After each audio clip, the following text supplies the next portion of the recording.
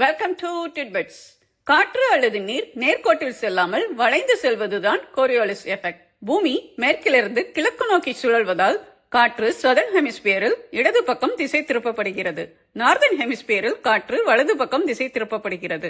இந்த திசை மாற்றமே ட்ரேட் விண்ட்ஸ், வெஸ்டர்லிஸ், போலார் ஈஸ்டர்லிஸ் போன்ற குளோபல் விண்ட் பெல்ட்ஸ் உருவாக காரணம். நாம பார்க்க போறது சதர்ன் ஹெமிஸ்பியர்ல சதர்ன் ஓஷன்ல உருவாகும் வெஸ்டர்லி விண்ட்ஸ் பத்தி. ஈக்வேட்டர்ல எழும் சூடான காற்று தெற்கு துருவம் நோக்கி நகரும். 30 டிகிரி சவுத் அருகே காற்று கீழிறங்கி மீண்டும் தெற்கே நகரும் போது பூமியின் சுழற்சி காரணமாக மேற்கிலிருந்து கிழக்கு நோக்கி வளைந்து செல்கிறது.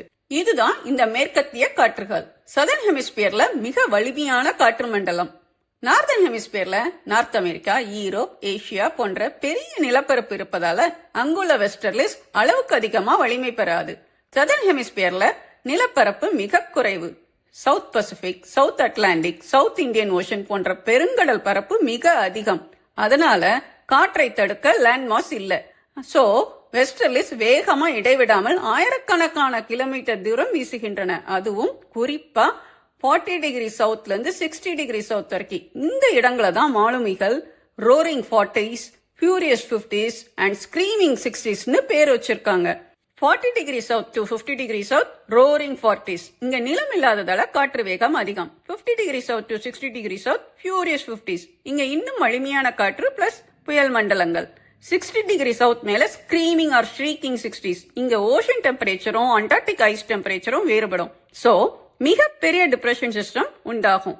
சதர்ன் ஓஷன்ல உருவாகும் இந்த காற்று மிகவும் வலிமையாக இருப்பதால் பெருங்கடலில் பிரம்மாண்ட அலைகளையும் இடைவிடாத புயல் காற்றுகளையும் உருவாக்குகின்றன. கடல் நீரோட்டங்கள் மீது பெரும் தாக்கத்தை ஏற்படுத்துகின்றன. உலக காலநிலையை மாற்றும் சக்தியுடையது.